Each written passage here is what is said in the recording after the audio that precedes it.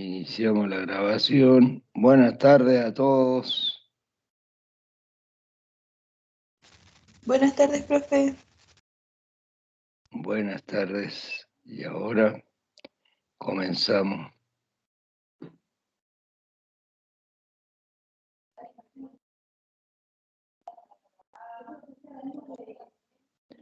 Parece que estoy compartiendo, ¿no?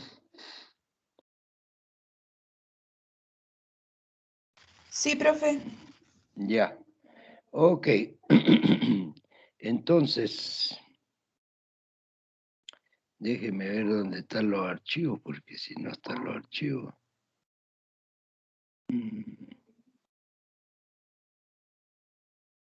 Ah, este no.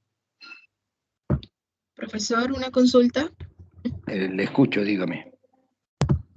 Es que usted nos había dicho que ahí veíamos para tener una reunión jueves o viernes para la revisión de las pruebas. Es muy probable que la hagamos el jueves, ¿ya? Porque ustedes, ¿qué es lo que quieren?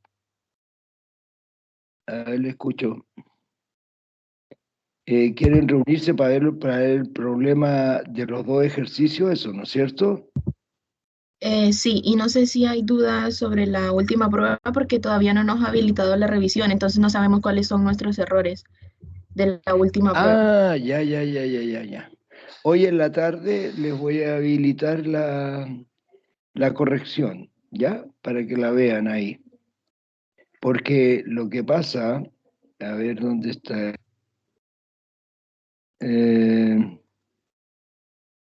Lo que pasa es que la plataforma Moodle, los dos ejercicios estaban bien propuestos de la prueba de laboratorio, estaban bien hechos.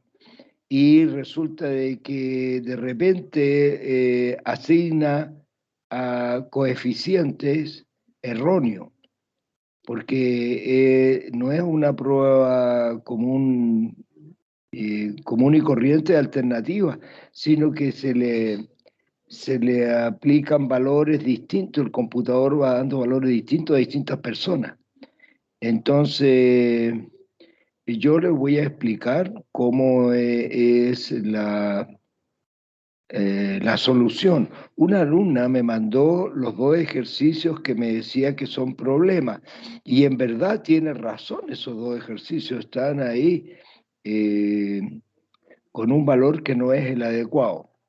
Yo voy a ver hoy en la tarde con el profesor Ursúa a ver cómo podemos arreglar eso. Les voy a enviar la solución y vamos a tener que recorregir la prueba nomás, pues. Pero si hay otras cosas, es bueno que lo veamos. Pero por lo pronto les voy a corregir las pruebas. Les voy a resolver esos dos ejercicios y lo voy a publicar. O se los mando por WhatsApp, no sé, lo publico en el Moodle y, y con eso les queda claro cómo es la solución. ¿Listo? Ya, llevamos 5 minutos. Voy a comenzar y voy a presentar un tema que quedó un poco ahí a la deriva y que dice relación con lo que van a estudiar más adelante. ¿Estamos listos acá? La presentación, espere un poquito, es esta. No lo pasé a Word, está publicado en la parte de electricidad. Hay una parte que es bien importante que ustedes vean, que son las placas paralelas. Déjeme un poco.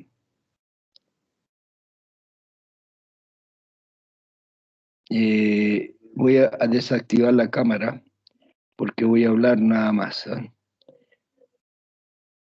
¿A dónde está? Ya. Bueno,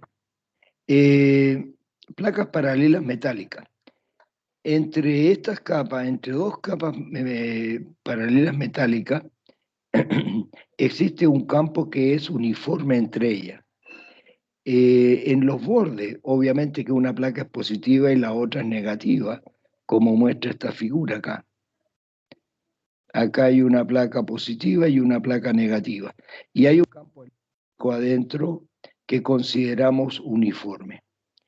Ahora, si uno hace el desarrollo que está puesto acá en etapas y hacemos este cálculo, vamos a llegar a la conclusión de que la diferencia de potencial entre dos placas cargadas, una positiva y la otra negativa, es igual al producto del campo eléctrico, que sí lo vamos a considerar uniforme, constante, y multiplicado por la distancia que los separa a esas placas.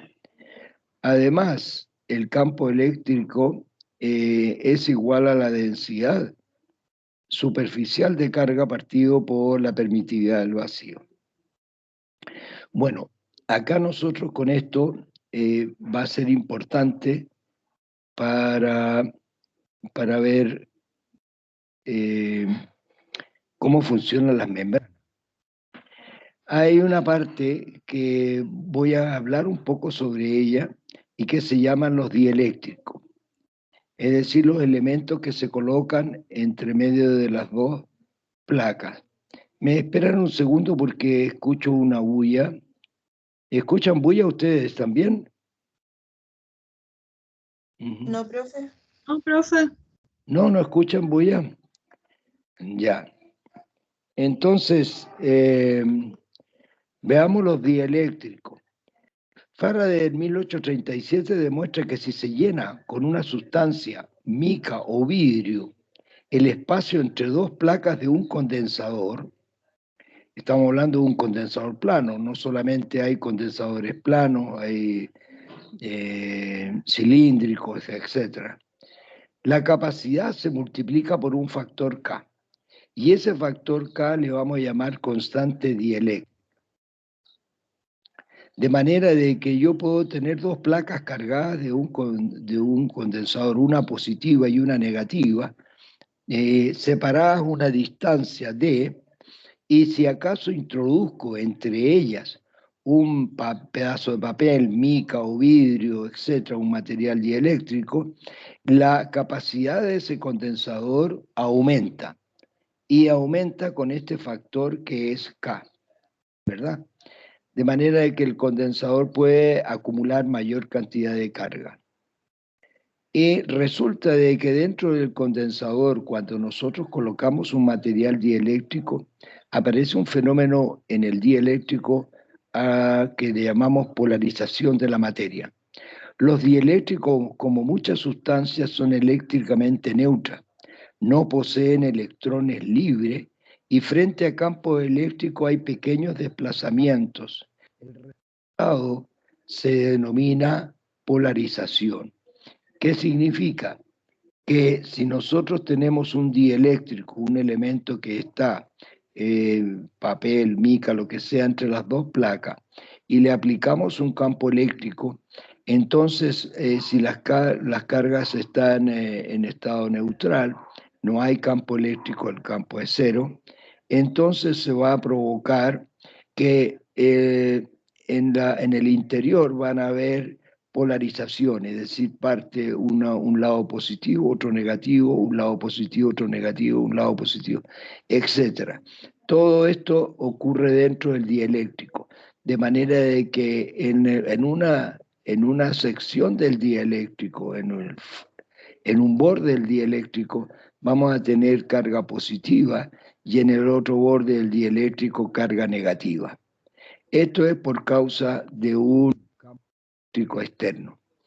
Entonces acá yo le pongo por causa del campo eléctrico externo habrá un campo eléctrico interno, es decir, entre estas moléculas allí.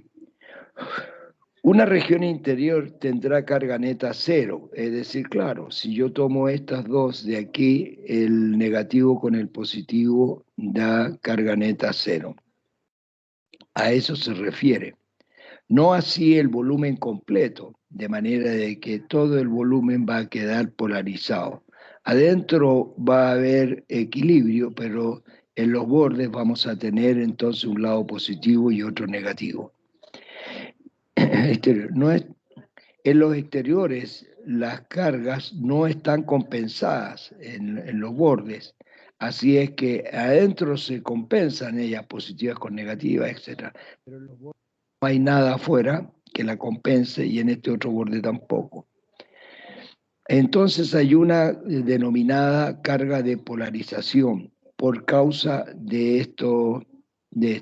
Me esperan un segundo porque saben que yo escucho un ruido y me distrae mucho. Espere un segundo.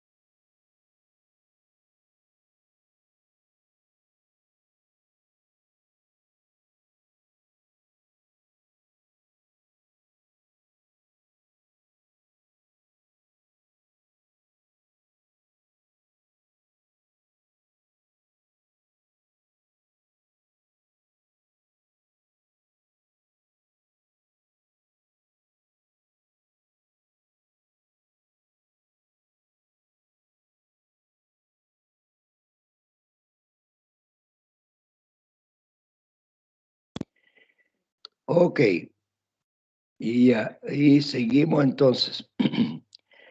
Bueno, va a haber una carga denominada carga de polarización. Este tema es bien complejo. Yo estoy dando algunos antecedentes generales nada más de este aspecto. En realidad es todo un tema, y además que es largo.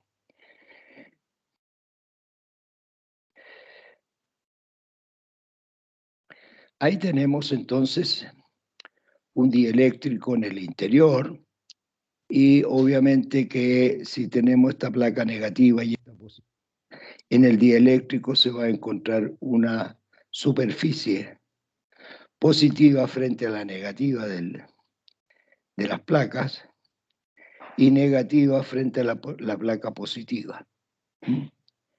Y el campo eléctrico en el interior va a ser esta expresión, donde tenemos aquí la densidad de las placas y la densidad de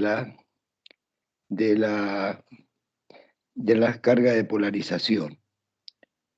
Bueno, esto es bien interesante.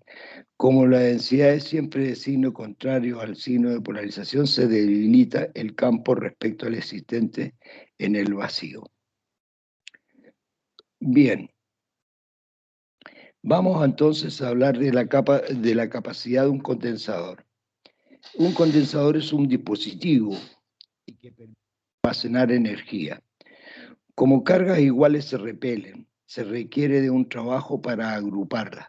La capacidad de un condensador se define como la cantidad de carga que se le debe comunicar para elevar su potencial. La capacidad se mide en una unidad que se debe a un señor Michael Faraday y esa unidad se llama faradio. La capacidad de un condensador en general, de un conductor, ya no de un condensador, es la carga de una de las placas dividido por la diferencia de potencial entre ellas. Esta carga no es la suma de ambas placas, sino la carga de una de ellas partido por su potencial. Y si ustedes ven arriba está la carga que se mide en Coulomb y aquí está el voltaje que se mide en volt, la diferencia de potencial. De manera de que Coulomb partido por volt va a dar origen a esta unidad que nosotros llamamos faradio. Así que esta fórmula la deben tener en cuenta para hablar de la capacidad. El condensador es un dispositivo compuesto por dos conductores en el cual se almacena entre ellos carga eléctrica. Cada uno de ellos se almacena carga, pero entre esas cargas se almacena energía. Un condensador plano, como el que vamos a ver, está compuesto por dos láminas paralelas. El potencial en la Tierra es cero. Al entregar carga, la placa conectada con tierra se carga negativamente y la otra positivamente. Esta relación, que la diferencia de potencial entre las dos placas es igual al producto del campo por D, vamos a obviar la deducción matemática acá, vemos el puro resultado. Ya la habíamos visto y esa es la diferencia de potencial que hay en los extremos. Entonces, para un condensador se cumplen las siguientes ecuaciones.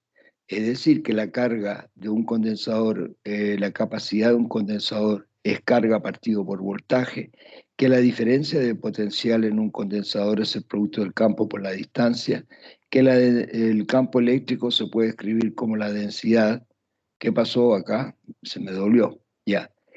Y que sigma es la carga dividido por el área. A esto le llamamos densidad de carga. Ahora, yo proponía que no lo vamos a hacer nosotros. Demuestre que la capacidad de un condensador plano está dado por el área de una de las placas, la permitida del vacío y la distancia de separación. Esto es para un condensador plano. De manera que en este ejercicio dice calcule la capacidad entre dos esferas concéntricas, no, porque yo estoy hablando de condensador plano. Así que este ejercicio no lo consideran, lo pasamos por alto. ¿Mm? Bien, recordemos esto, la capacidad es área, la área de uno de ellos. A ver, voy a dibujar acá mejor. Esperen un poquito. Entonces,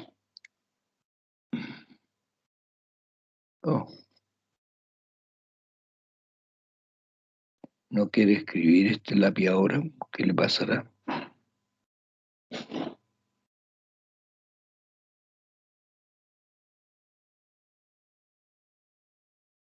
Ahí está. Ah, ya, entiendo qué es lo que pasa. Esto como que cuando está así mucho rato empieza a funcionar después en forma rápida. Bueno, un condensador va a tener un área y aquí vamos a tener la otra placa. No están bien hechos los dibujos y todo eso. Una es positiva y vemos ahí de que realmente tiene un montón de cargas allí, ese condensador. Y obviamente que eso tiene un área. Lo mismo ocurre con la otra que tiene carga negativa entre ellas, pero también tiene un área. Entonces, esta distancia que separa ambas es la distancia D. Por eso vamos a decir que la capacidad es el área por epsilon 0 dividido por la distancia.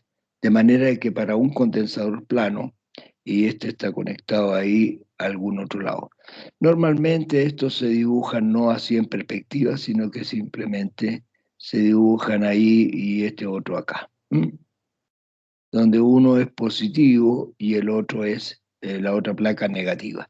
Entonces, si ustedes ven esta fórmula, la capacidad de un condensador depende del área, y este área que está arriba pasa abajo dividiendo, por lo tanto la capacidad con el área se dividen, y cuando dos variables se dividen son directamente proporcionales. O sea, profesor, a mayor área de una placa de un condensador, mayor capacidad.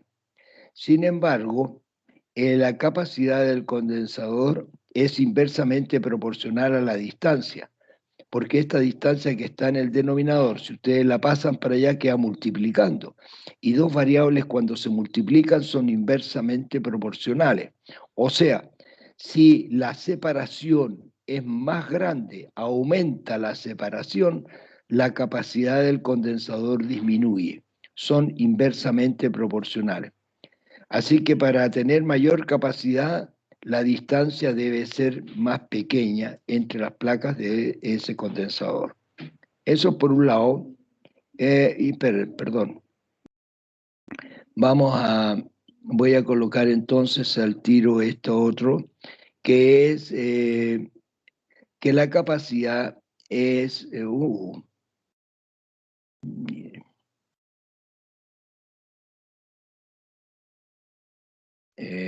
hay que borrarlo acá. Ya. De nuevo, la capacidad de un condensador es la carga de uno de ellos, o sea, la carga de este o del otro, de un conductor de carga Q, y dividido por la diferencia de potencial entre las placas A y B. ¿Ok? Entonces, como esto se mide en una unidad que llamamos Coulomb, la carga, y el voltaje en volt, va a aparecer una nueva unidad que le vamos a llamar faradio. ¿Mm? Lo vamos a mencionar con la letra F minúscula, y esa va a corresponder a un Coulomb partido. Profe, Le escucho, una duda. dígame. ¿El epsilon de dónde sale? No, proviene de fórmulas anteriores. Esta es la permitividad de vacío. ¿Hay un Esto número fijo?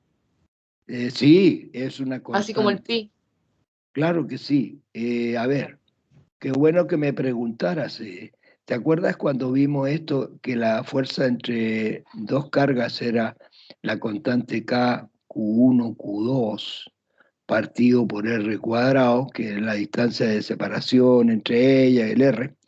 Y esta constante K es, además de ser 9 por 10 elevado a 9, es 1 partido por 4 pi epsilon 0. Así que ahí aparece por primera vez en el primer estudio, aparece esa constante epsilon 0. Y que después va a aparecer cosas en electricidad, pero nosotros no vamos a llegar allá porque este curso no es de electricidad, solamente es para que tengamos alguna idea al respecto. Bueno, la capacidad se mide en esta unidad que nosotros llamamos faradio. Faradio es una unidad bastante grande, así es que muchas veces la gente usa faradio, que significa microfaradio, y esto es 10 elevado a la menos 6 faradio. A mí me parece que esta la usábamos con mayúscula, permítanme, 10 elevado a la menos 6 faradio. Este es un microfaradio. Y se utiliza mucho medidas pequeñas para los condensadores. Bueno, vamos de nuevo otra vez porque nos estamos metiendo en este campo. No me acuerdo dónde estábamos. Estábamos acá en el power.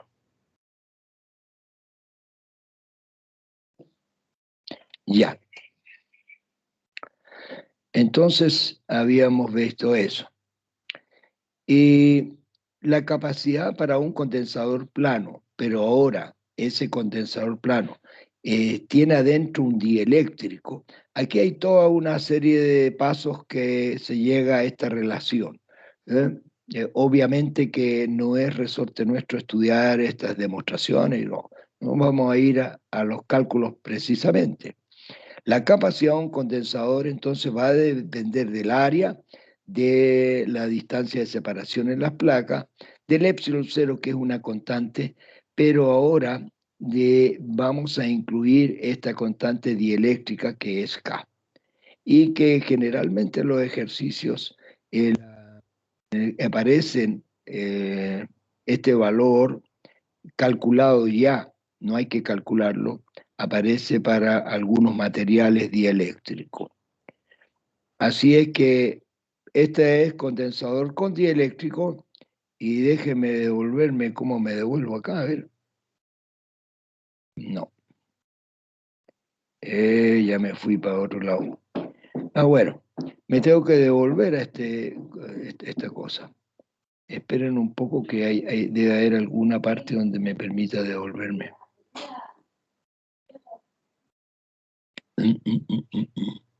De repente vale la pena trabajar con esto mejor. Ahí está. Esa es la capacidad de un condensador. Vemos acá la capacidad de un condensador sin dieléctrico. A partido por D y por epsilon 0. Ahora, si entre medio de las dos placas le colocamos un dieléctrico, fíjense cómo queda entonces la constante. La capacidad de ese mismo condensador plano aumenta porque está multiplicada por este factor que es mayor que 1, que es K. Bien. Bueno, voy a seguir con esta presentación así. Eso es lo único que no me gusta esto. Ahí está. Ya aprendí ya. Bueno, entonces tenemos esta expresión y la anterior, ¿ya? Ahora, vamos a ver que existen circuitos de condensadores. Se pueden conectar en serie en paralelo a conexión mixta. Antes yo no quise presentar hay muchos tipos de condensadores. Pirolíticos, ¿no es cierto? Hay condensadores de carbono, de papel y un montón de cosas. Voy a después a ver una presentación que tengo al respecto para ver en fotografía los tipos de condensadores que podemos encontrar. El más característico son los electrolíticos, pero voy a seleccionar eso luego. Pero vamos a ver qué pasa con los condensadores. Los condensadores se pueden conectar en serie, en paralelo y mixta. Conexión en paralelo, y vamos a tener ciertas características para la conexión en paralelo. Entonces esto nos va a permitir resolver problemas con condensadores. Se reconoce porque las placas están conectadas de manera que la positiva va a un mismo punto y la negativa coincide con el otro.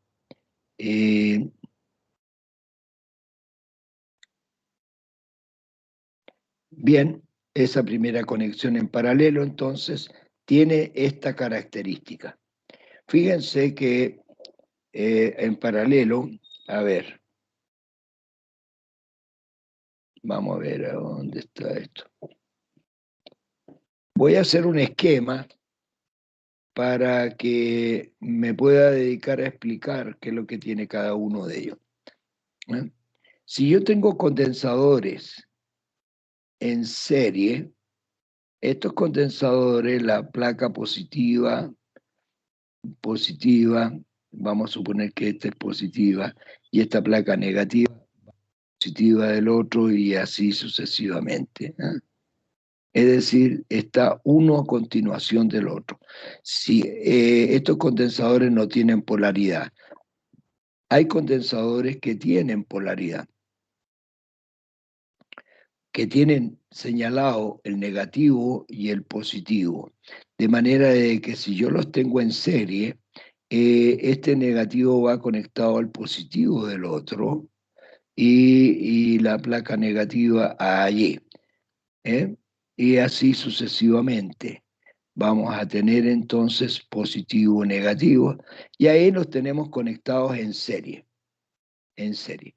Voy a mostrar esto así con condensadores que tienen polaridad. Estos son normales, ¿no? Hay tipos de condensadores que no tienen polaridad, se pueden conectar de cualquier manera, pero los que tienen polaridad, los electrolíticos, tienen una sola forma de conectarlos, no de otra. Entonces, si estos están en serie, van a existir otros que están en paralelo.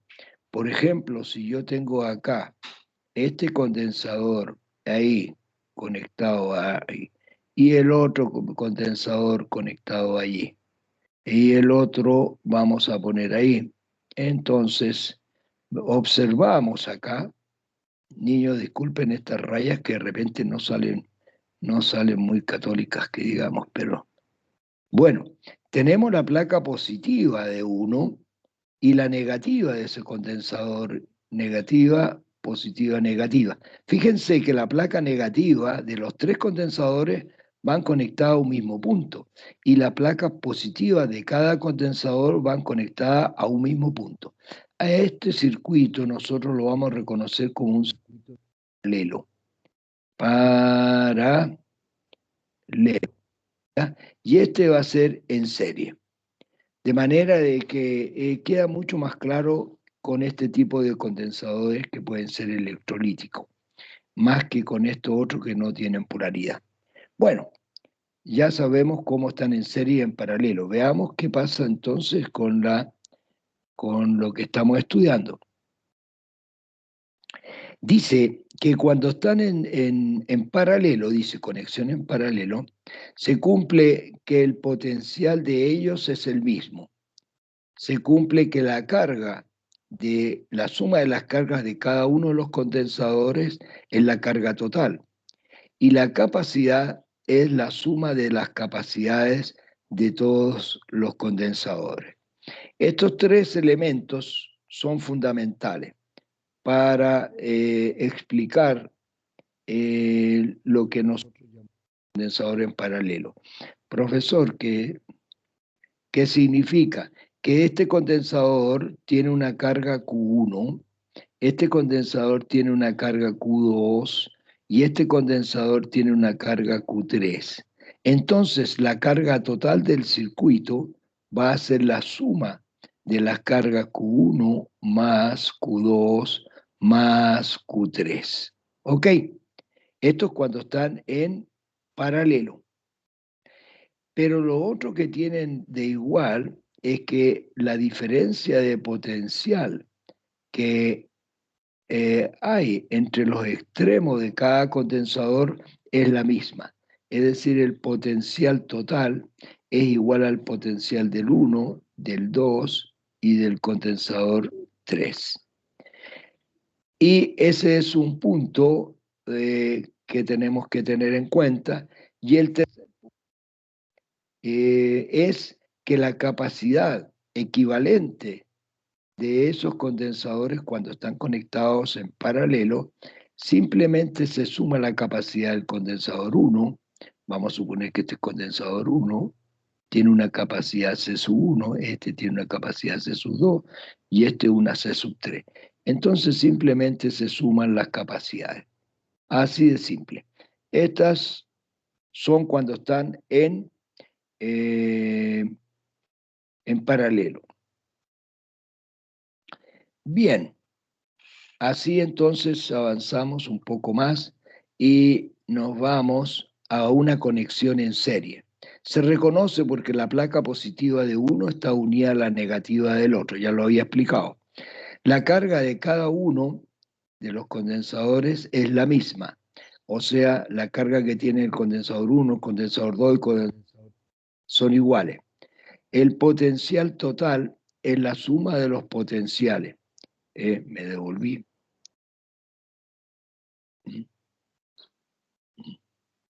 Ya, aquí está. Y la inversa de la capacidad total es la suma de las inversas de las capacidades parciales. Bueno, eso veámoslo al tiro acá. Fíjense que esto que estoy explicando aquí es para condensadores en paralelo.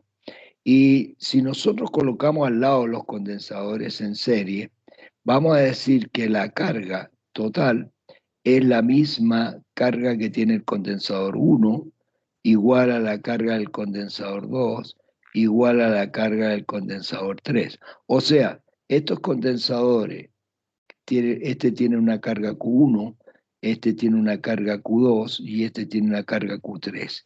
Todos tienen la misma carga. A diferencia de los paralelos, se suman. Aquí estamos hablando de serie. Bien. Respecto del voltaje, no es lo mismo. El voltaje total, fíjese acá, todos los voltajes son iguales, los voltajes que tienen. En cambio, el voltaje total es la suma del voltaje 1 más el voltaje 2 más el voltaje 3. Fíjense las diferencias, por eso lo estoy poniendo los dos, contrastando la serie con la conexión en paralelo. Y la capacidad equivalente, acá se calcula como se suman los números naturales nomás, o los números enteros, reales. En cambio acá no, sino que se sacan los valores recíprocos. El recíproco de la capacidad total es 1 partido por C sub 1, más 1 partido por C sub 2 y más 1 partido por C sub 3. Entonces, la diferencia entre una conexión en serie y una conexión en paralelo. Repaso. En serie, todos tienen la misma carga. En el paralelo, las cargas se suman, la carga de 1, 2 y 3. El voltaje.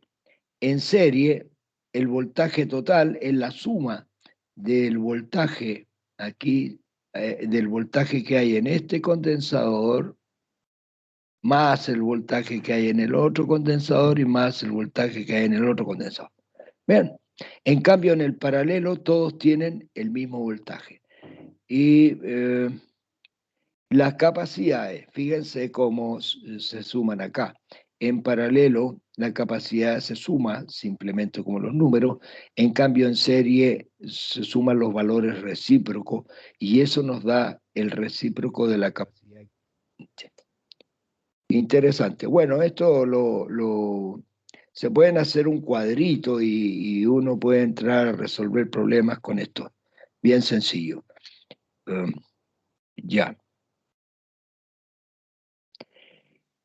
Ahora, los condensadores no solamente se pueden conectar en paralelo, en serie, sino que también se puede hacer conexión mixta. Se resuelve calculando por partes, reduciendo pequeños circuitos, aquellos que están en serie o bien los que están en paralelo. Es lo mismo que hicimos con la resistencia. Se aplica el mismo criterio para usar los condensadores. Por ejemplo, dice acá, tengo una fuente de 20 volts, tengo un condensador 1, un condensador 2, un condensador 3, 1, 3, este es 2, 4. ¿Ya? Ahí tenemos los 5 condensadores. O entonces una persona que quiere resolver el circuito deberá ir resolviendo por parte, porque esta es una conexión mixta de condensadores. Por Dios, ¿qué me pasa ahí? Una conexión mixta de condensadores. Como ustedes pueden ver acá, tengo este condensador 2. El condensador 2 está conectado con el condensador 4 en serie. De manera que para resolver este problema, sacar la capacidad equivalente, será conveniente resolver entre el 2 y el 4 y sacar entre ellos un solo condensador. Y ese condensador va a quedar en paralelo con este condensador 3. Por esa razón de que, espérenme un segundo.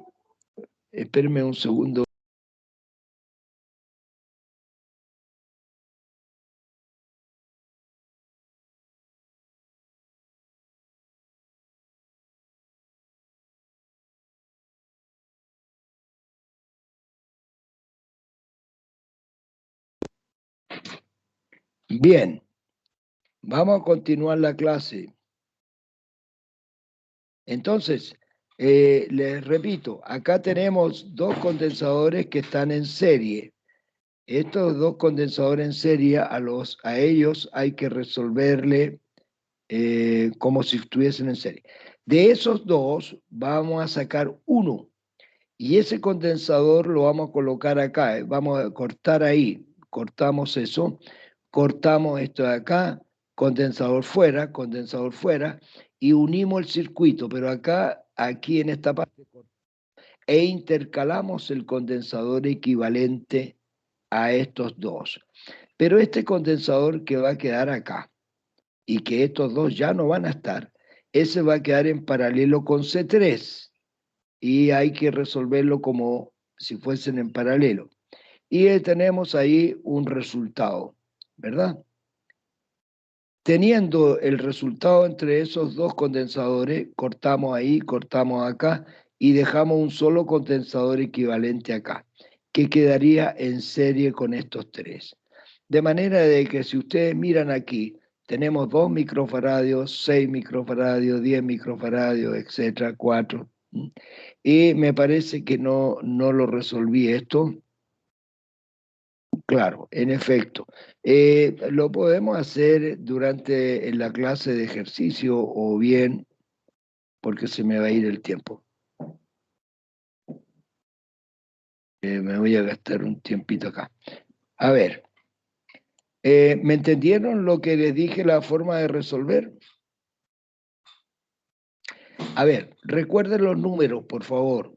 El condensador 1 está ahí arriba, el 5, el 3, el 2 y el 4.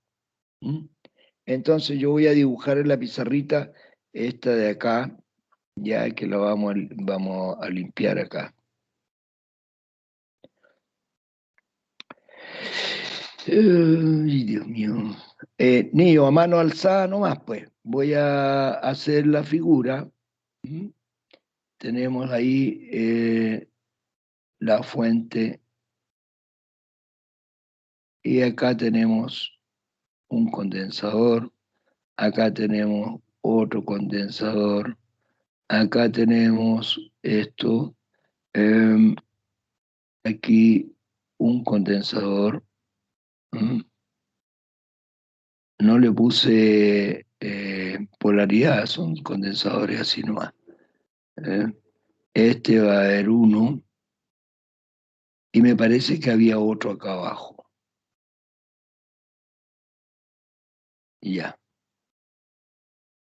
A ver si recuerdan, por favor. Este es el 1. Este es el 5, me parece. Sí, profesor. Ya. ¿Y este de acá qué es lo que era? El 3. El 3. ¿Era el 3? Sí. Y este era el 2. Sí. Y este era el 4. Ya. Entonces, ¿cuál es la idea? Porque es álgebra muy sencilla, la verdad, no vale la pena que perdamos tiempo en eso, en los cálculos propiamente tal, pero sí en el método de solución. ¿Cuál es la idea? La idea es que tomemos estos dos que están en serie. Entonces los voy a agrupar acá y le voy a decir, entre esos dos vamos a sacar un condensador equivalente, pero como están en serie, el condensador equivalente se calcula como los recíprocos. Así que eso va a ser 1 partido por C sub 2 más 1 partido por C sub 4. Cuando están en serie se suman los valores recíprocos. A ese le voy a poner nombre condensador equivalente 1. ¿Estamos bien? Entonces, ¿qué es lo que vamos a hacer? Vamos a borrar todos esos condensadores y en ese circuito va a quedar un solo condensador acá y el C sub 3 van a quedar en paralelo con estos puntos de acá. Entonces, ahí sacamos un condensador equivalente 2 y que va a ser la suma. Como los condensadores cuando están en paralelo se suman, va a ser la suma del condensador 3 más el condensador que vamos a colocar acá que se va a llamar equivalente 1. Condensador equivalente 1. Y ahí nos va a quedar un solo condensador. Tomamos la tijera, cortamos ahí, cortamos, pum, fuera ese circuito y colocamos un solo condensador. Pero ese condensador, que es el equivalente 2, va a quedar acá metido y va a quedar en serie con estos de acá. Por tanto, el condensador equivalente total, como van a quedar en serie, no se puede sumar así nomás, el equivalente total va a ser 1 partido por C sub 1, que está en serie, que también está en serie, que es 1 partido por C sub 5, y el equivalente de esto, que es equivalente 2, más 1 partido por el condensador equivalente 2. ¿Ya? Después que sumen todo esto, lo invierten y sacan el resultado. Bien, lo vamos a dejar para cuando hagamos ejercicio. Así es que, bueno, ahí quedó en la pantalla. Vamos adelante porque si no nos vamos a quedar pegados toda la mañana en el condensador. Ahí están los valores, niños. El condensador 1 es de 2 microfaradios, el condensador 2 es de 6 microfaradios, el 3 de 10 microfaradios, el 4 es de 4 microfaradios, el 5 6 microfaradios. Bueno, esto va a quedar grabado, entonces ustedes ya saben los valores. Pueden, ¿cómo se llama? Empezar a resolver eso. ¿Eh? Pero el mecanismo ya lo tenemos listo. Bien, entonces vamos a ver lo siguiente. La energía almacenada en un condensador. Un condensador se puede descargar conectando una placa con la otra, o sea, haciendo cortocircuito. De manera que estos almacenan energía. La diferencia de potencial en un condensador descargado es cero, o sea, no tiene diferencia de potencial. Sea U la energía almacenada en un condensador cargado, y esta se puede expresar de la siguiente manera. No. Se puede expresar como la carga al cuadrado partido por 2C, un medio de la carga por el voltaje en el condensador y un medio de la capacidad por el voltaje al cuadrado. La única que no tiene la capacidad es esta expresión. Así que tienen 3 expresiones para calcular la energía almacenada en un condensador. Profesor, si nos entregan la carga del condensador y su capacidad, podemos saber cuál es la energía que tiene mediante esta expresión. Si nos entregan la carga y el voltaje, puedo saber cuánta energía está almacenada. Y la última expresión, capacidad y voltaje elevado al cuadrado. Obviamente que esta energía va a quedar en una unidad que se llama Joule, porque estas unidades son compatibles entre ellas. Bien. Bueno, para un condensador plano, entonces, la energía se puede expresar. El resultado anterior es válido para cualquier condensador, no importando la geometría. Si es condensador plano, cilíndrico, lo que sea. La energía que puede almacenar depende de la capacidad y el voltaje, pero para voltajes altos se producen chispas entre las placas. Por tanto, los condensadores están etiquetados para voltajes máximos. Es decir, si hay un condensador plano y la carga de uno y el otro es muy grande, la carga de un condensador, salta la energía de una placa a la otra. Se producen chispas o arco eléctrico. Y ahí se descarga el condensador o pierde carga. La energía se puede considerar almacenada en el campo eléctrico. Porque usted dice, ¿dónde está la energía? ¿Puedo sacar un pedacito de la energía? No, es el campo mismo el que almacena energía, no es algo físico que podamos tocar. Y para un condensador plano, se puede encontrar que su energía va a depender de epsilon 0, del área de D y del campo eléctrico elevado al cuadrado. Bueno, no vamos a hacer ejercicio de eso.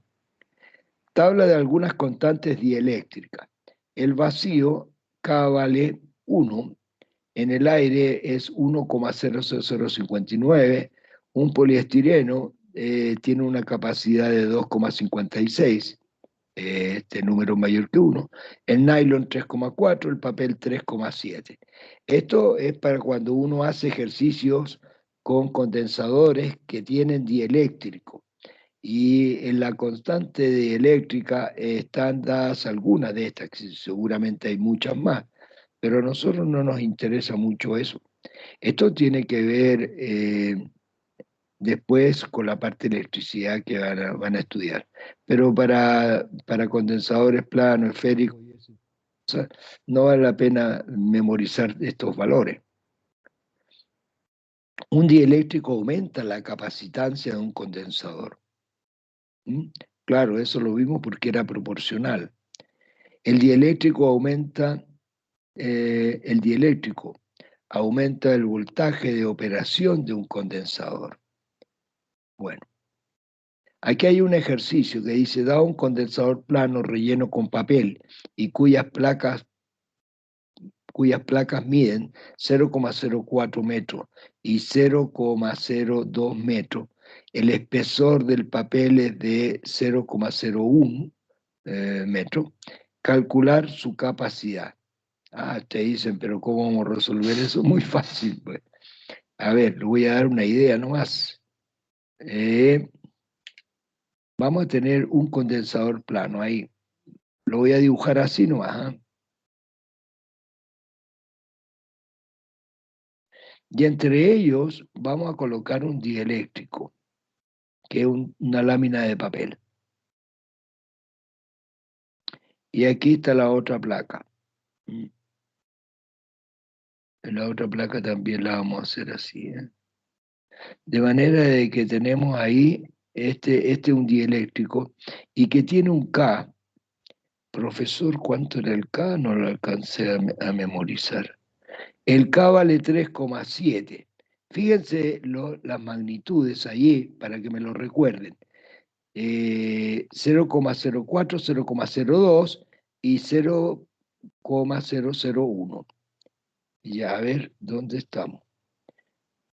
A ver, lo que pasa es que una de las placas tiene 0,0, no, era 0,4 o 0,04. 0,4. Ya, niño, ayuden a su profesor. 0,4. Y la otra es 0,2. Esto está en metro. 0,02. 0,02. Y 0,04. Mire, pues, ve cómo me están dictando mal, quieren que yo me pierda, por Dios. Ya, borramos, pues, no hay ni un problema, nadie se enoja por esto, mire, sí, todo tiene solución, ya no me estreso para nada. Esto es 0,04. Profesor, ¿y para qué lo que es eso? ¿Qué será? ¿Para qué lo que lo necesitamos? Para calcular el área. El área de una de las placas. Entonces esa la vamos a necesitar y vamos a tener que multiplicar 0,04 metros por 0,02 metros. Y esa área nos va a dar ¿cuánto?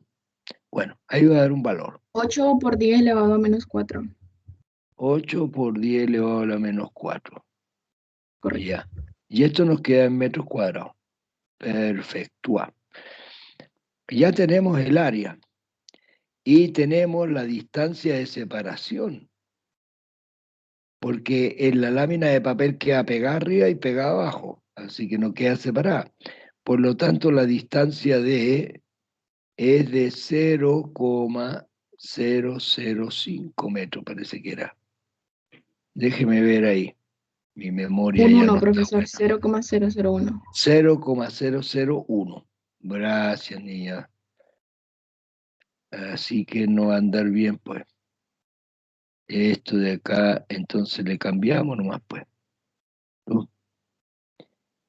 0,001 metros. Bueno, y esto, y el área, ¿para qué lo que será? ¿Mm? La constante de K era 3,7, ¿no? ¿Sabe por qué? Porque la capacidad es el área por epsilon 0 por K partido por D. El K, ahí está. El área, ahí está. El D, ahí está. El epsilon 0 no lo tienen, pero después lo hacen ustedes, es 8,85 por 10 elevado a la menos 12. Esto me parece que es Coulomb al cuadrado partido por Newton metro cuadrado. Ya, está todo para resolver, así que ahí lo vamos a dejar. Lo que viene se lo pasa un niño ahí de segundo medio, le decimos, niño, ven, y resuelve eso porque reemplaza los valores nomás. ¿Ya? No para nosotros que estamos estudiando cosas más serias. Así que lo mandamos a hacer. Lo dejamos ahí nomás. Y seguimos adelante.